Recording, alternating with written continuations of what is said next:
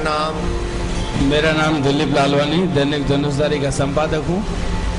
बापूजी जब गोल मैदान पर आए थे तब यहाँ के समिति के भाई बंधु आए थे और उन्होंने कहा था कि आप दैनिक धनुषधारी अखबार निकालते हैं और चल करके बापू को फूलमाला के लिए आप आइए।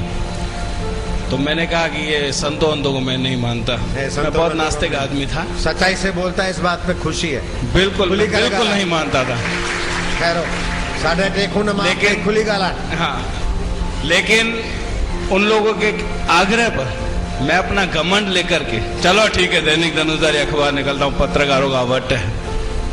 मैं वहां पहुंचा।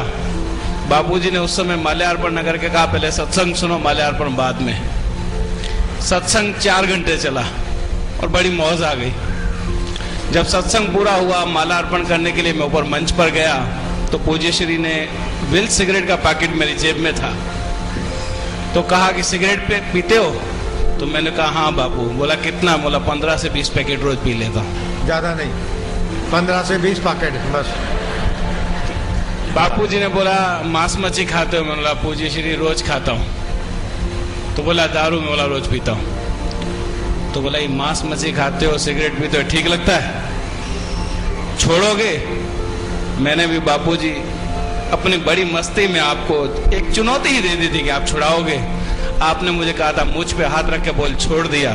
मैंने कहा छोड़ दिया। ताली मत बजाओ। बापूजी मैं बाहर निकला जैसे ही तो मुझे एक चीज का एहसास हुआ कि 5 मिनट में बिना सिगरेट के नहीं रह सकता था। अंदर में 4 घंटे कैसे रहा। और उसके बाद मैंने नहीं पिया, लेकिन महीने 2 महीने के बाद मेरी इच्छा हुई। मैं मुंबई में था, वहां मैंने एक सिगरेट ली, लेकिन मुझे इतनी खांसी आई कि वो सिगरेट उसके बाद मैंने कभी नहीं पिया और मांस मच्छी उसके बाद मैंने कभी नहीं खाया। ये आपकी कृपा रही। बापूजी आप हमेशा कहते हैं कि मेरे साधक एक 1st क्लास है, एक 2nd क्लास है, एक 3rd क्लास है।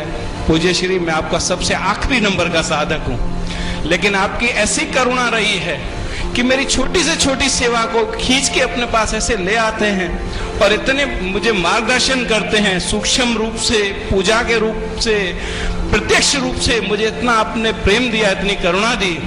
पूज्य श्री मैंने भगवान राम को और कृष्ण को, साईं बाबा को तो नहीं देखा, लेकिन मेरे लिए तो आप ही मेरे राम हैं, मेरे कृष्ण हैं, मेरे भगवान हैं। बस ये करुणा सदैव मुझ पर बरसा कर रखना। बापूजी मैं तो असमर्थ हूं, लेकिन आपने मुझे समर्थ बन के पकड़ा है तो भी ये हाथ मुझसे मत छोड़ना। बापूजी मुझे कुछ साल पहले शुगर की बीमारी भी हो गई थी, 550 डायबिटीज हो गई थी और इंसुलिन लगती थी। नरेश हेमलानी डॉक्टर इंसुलिन लगाता था, एडमिट भी हुआ था। मैं आपका सत्संग सुनने के लिए आया था और आपने मुझे वहां भीड़ में बोला ए मोटू गौजरण अर्क लेना शुरू कर। मैंने आपकी वो बात पकड़ ली, उस दिन से लेके गौजरण अर्क शुरू किया। बापूजी 3 साल से मैं लगातार हर महीने डायबिटीज की चेक करवाता हूँ, कोई डायबिटीज नहीं है। चाहे जो खाऊं, चाहे पीऊं, कुछ नहीं करता, सिर्फ गौजरण अर्क। चाहे मिठाई खाओ, चाहे मिठाई खाता हूँ, लेकिन मुझे आज डायबिटीज नहीं है। बापूजी ये करुणा सदैव बना के रखना। हरि ओम।